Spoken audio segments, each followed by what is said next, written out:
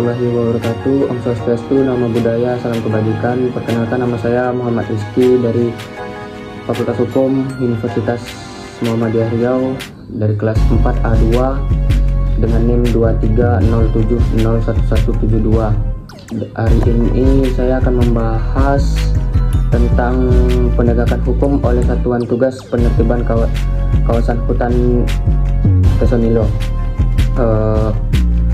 Taman Nasional Tesonilo sendiri merupakan kawasan konservasi yang dilindungi berdasarkan Undang-Undang Nomor 5 Tahun 1990 tentang konservasi sumber daya alam hayati dan ekosistemnya.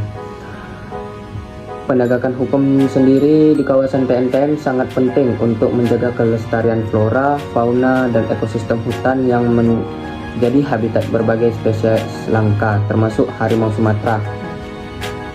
Dasar hukum penertiban ini sendiri, Satuan Tugas Penertiban Kawasan Hutan TNTN bertindak berdasarkan peraturan perundang-undangan terkait perlindungan kawasan hutan, antara lain Undang-Undang Nomor 5 Tahun 1990, UU Nomor 41 Tahun 1999 tentang kehutanan, serta peraturan pelaksana yang mengatur tata cara penegakan hukum di kawasan konservasi.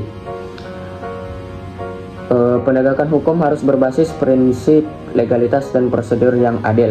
Nah, penertiban yang dilakukan harus sesuai dengan ketentuan hukum, menghormati hak asasi manusia, dan tidak melakukan tindakan sewenang-wenang. Satuan tugas harus melakukan proses penertiban dengan transparan dan memberikan kesempatan. Tindakan penertiban harus memperhatikan aspek sosial dan ekonomi. Penertiban kawasan hutan tidak boleh hanya bersifat represif. Harus ada pendekatan yang humanis dengan mempertimbangkan kondisi sosial, ekonomi masyarakat terdampak agar tidak menimbulkan konflik berkepanjangan. Koordinasi antar lembaga ini dan pendampingan masyarakat tentunya dilakukan secara terpadu dengan melibatkan aparat penegak hukum, pemerintah daerah, dan lembaga sosial kemasyarakatan. Pendampingan hukum dan sosial kepada masyarakat yang terkena dampak sangat diperlukan. Bagaimana nasib warga negara yang sudah bermukim atau berkebun di kawasan TNTN? Nah, kondisi ini sejumlah warga setelah bermukim dan melakukan aktivitas pertanian dan berkebun di kawasan TNTN selama bertahun-tahun, yang seringkali menjadi faktor penyebab kerusakan hutan. Namun, mereka juga memiliki hak hidup atas mata pencaharian mereka sendiri. Rekomendasi dari kami dari hukum dan kebijakan sendiri, pendataan dan verifikasi status hukum. Pemerintah harus melakukan pendataan yang akurat terkait warga yang bermukim dan berkebun di kawasan TNTN untuk mengetahui status hukum dan sosial ekonomi mereka.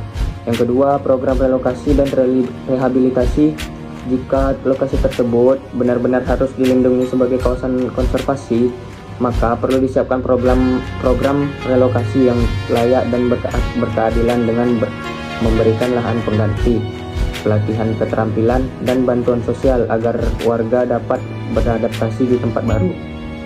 Yang ketiga, pendekatan partisipatif dan sosial. Dalam proses relokasi maupun penertiban, pendekatan partisipatif harus dikedepankan agar masyarakat merasa dilibatkan dalam pengambilan keputusan dan mendapatkan perlindungan hukum. Yang keempat, pengembangan ekonomi alternatif. Pemerintah dapat memfasilitasi pengembangan usaha ekonomi alternatif berbasis lingkungan seperti ekowisata, agroforestry, atau kegiatan yang ramah lingkungan agar masyarakat tidak kembali merusak kawasan. Pengakuan hak adat jika ada. Jika warga tersebut adalah masyarakat adat dengan hak yang diakui secara hukum, maka pengakuan dan perlindungan hak adat harus diperhatikan sesuai dengan Undang-Undang Nomor 11 Tahun 2020 tentang Cipta Kerja yang mengatur perlindungan masyarakat adat. Segitu saja yang dapat saya jelaskan dan pendapat saya tentang masalah terkait.